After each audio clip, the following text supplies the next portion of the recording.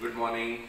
Once again I welcome you in class 6. Now as we all know that the term 1 syllabus is going on and this is in our syllabus first poem, but according to our syllabus it is a third poem, right? The poem name is Lucy, which is written by William Wordsworth. Now basically William Wordsworth is belong from Romantic age. Now Romantic age means what? That we all know that there is a history, right? Same, there is a history in English literature also. And apart from the previous, suppose Restoration age, the age of Elizabeth, they were wrote only plays, but in this age they started writing a poem. They started writing a poem on nature, love, right? And first poet, that is William Wordsworth, who wrote the poem on love, love towards the nature, love towards the beauty, love towards the natural elements, right? And apart from, he presented, he wrote the different kinds of the romantic poem. That's why he known as the father of romanticism. Then the poem is Lucy. Now in this poem, the poet, it is a very short poem, but the poet present his love and affection towards that lady whose name is Lucy. Then she was she lived alone, but no one noticed in that village that she was living here. But when she died, right, that time the poet lived in a lots of grief. Grief means very sadness. He was too much sad because he has a lots of affection towards that lady. Before I will start the poem, I will give you the objectives of the poem.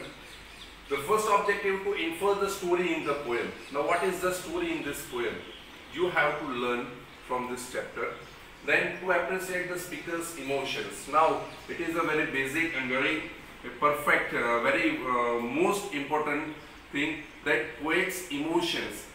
The poet presenting his emotion in this poem. Then to identify the theme of the poem. Now which is the theme of the poem you have to identify. I told you that love and affection, that is the basic and main theme of this poem. To recognize the poet's eyes for beauty. Because in this poem he used lots of figures of speech and he used the simile, metaphor. These two figures of speech the poet used in this poem. Second thing is what? That he compares the eyes with the natural elements. It means an object, he compares two objects. One is living object while second one is natural objects. He compares here the girl's eyes, it means Lucy's eyes, with star.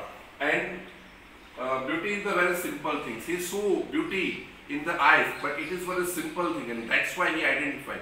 And he give the beauty is a joy forever. He give this treatment also. Kid says that beauty is a joy forever, right? If the beauty is there, you can write lots of things. Your emotions should be come outside from your heart. And he gave the definition of the poetry. He gave the definition of the poet, that the poetry is a spontaneous overflow, powerful feelings. Right? We saw that we always say is the writer's mind is always living in madness. But not it. It is a spontaneous. Spontaneous, it means it comes outside by when his heart is full of feelings. It's known as spontaneous overflow of feelings. And then after the writer wrote the different kinds of the poem. Now in this poem it talks about a beautiful woman who lived alone in the countryside, surrounded by the beauty of the nature, but he remained unnoticed by the rest of the world. I told you that what is in this poem, that there is a one girl, right? Who is the poet talking about? So he was talking about a particular woman whose name is Lucy. Is it just about any woman? No, not any woman. He is talking about a particular woman whose name is Lucy. Then who is Lucy? So she was living outside of the village. She was living remote area or outside of the village where the people visited rarely, and caught the attention of the poem. In this poem, Lucy is a poet's attention, that he caught in the attention of the poem. And the poem ends with the feelings of pain and loss that the poet experienced when she died. She was died at least, and he felt lots of grief, he felt lots of pain and sad in his heart. So why did the poet write such a beautiful poem about her? Why did the poet write this poem only for that girl? There are lots of girls in that in village, but why did he not write about her? So the answer is that what? That the poet cared for her and he was unable to forget her. When the poet saw first time, he was unable to forget her, and that's why the poet wrote the poem about only and only Lucy. Here the first stanza, she dwelt among the untrodden ways beside the springs of Dove. See, first two lines very symbolic. Dwelt means live, and untrodden a remote place. I told you that this is the place. We all know that in villages, some area, the people are not visiting in that area. It is a very remote area. Very rarely people visited that area. So here says that there is a one girl who lived in a remote place beside the springs of Dove. Now springs of Dove means what? A remote place, and springs of Dove, that river Dove. There is area where the people is not visiting every time. Rest of very few times the people visited there. And beside there is a river, right? And in the river there are the doves also living.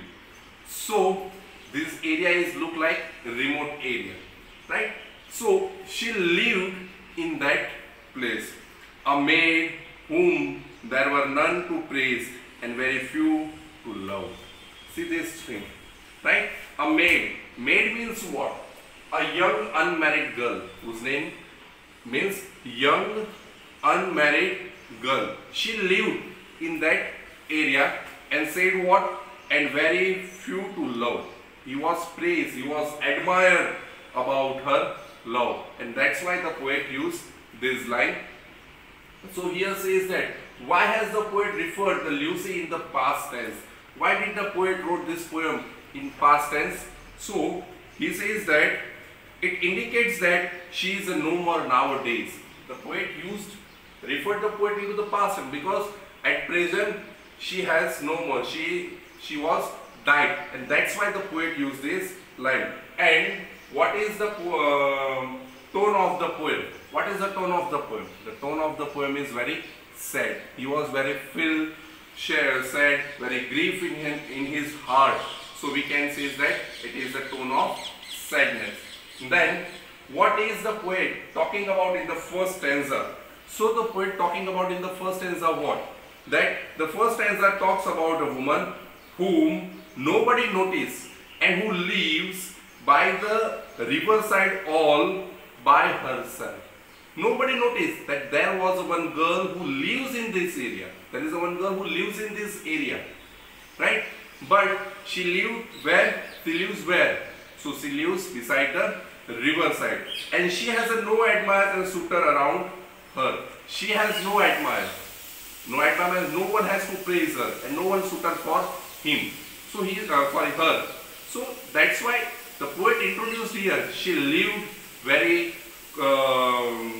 remote area beside the riverside, and she has no admirer. She has no praise. That someone is praise me, someone is love me. Right? She lives alone in that place.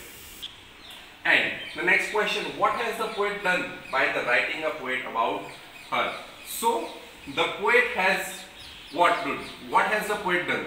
So he made, right, through this beautiful poem, Wordsworth has made her immortal. Immortal, I told you that mortal means a person who dies, a things who destroy, and immortal, a things who never destroy. It's known as a immortal. Now love never destroyed. It is a natural thing. It's flowing and continuously flowing, right? So through this poem, the Wordsworth made her immortal.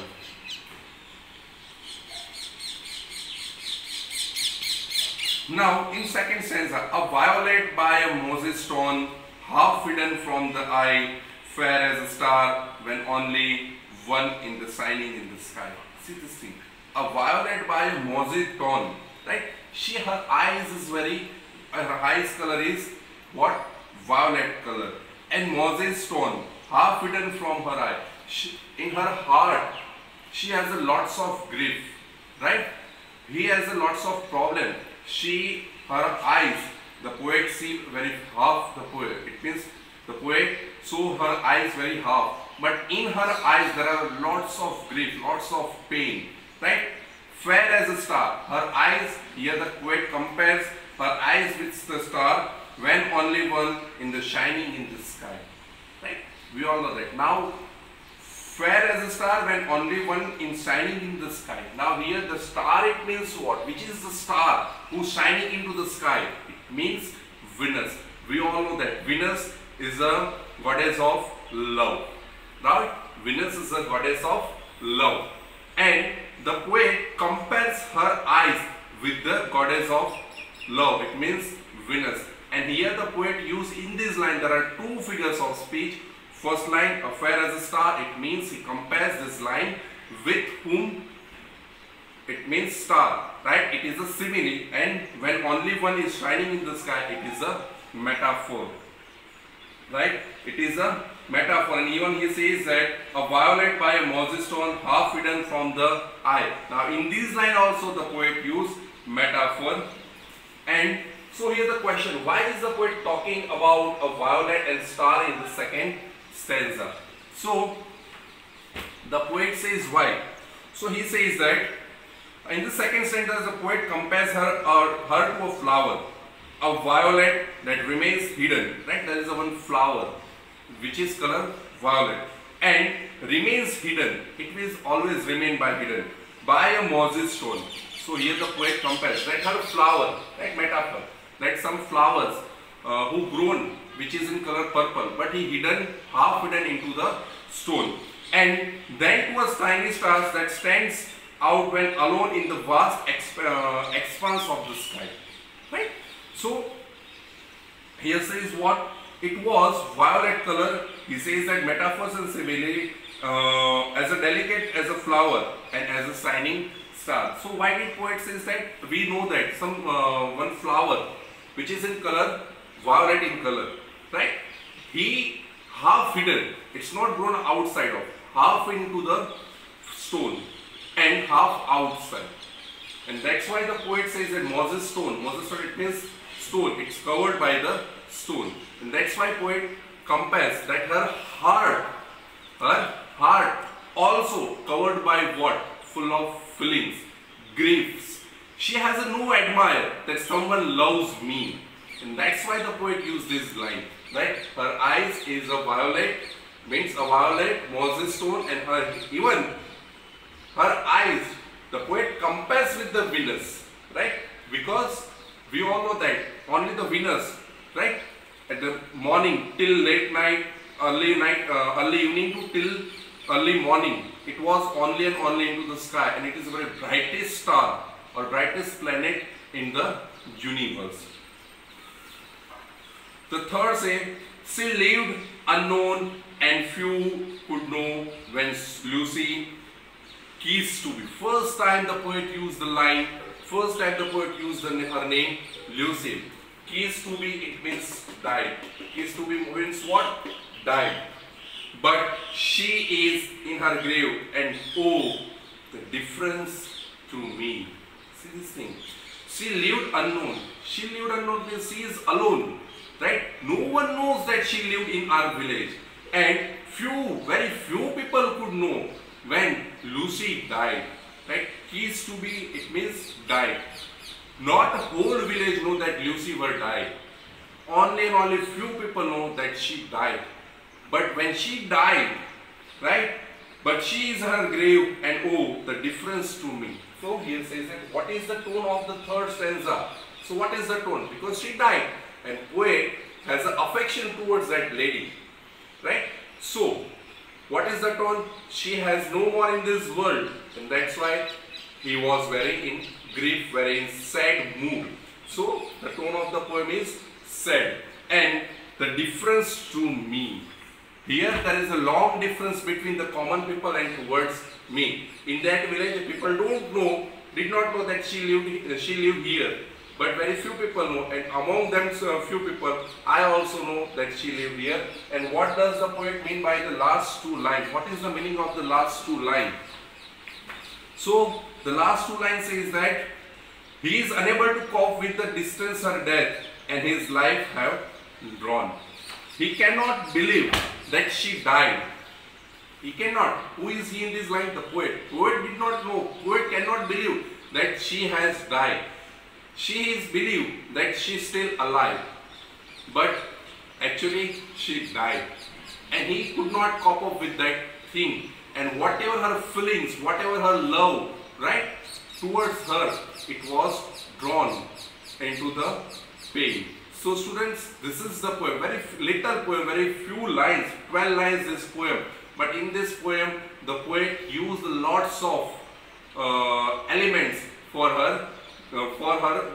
It is for Lady Lucy, and she introduced in this poem for 12 lines. She gave her beauty. She introduced her beauty in this line. So students, here I complete my poem. Thank you.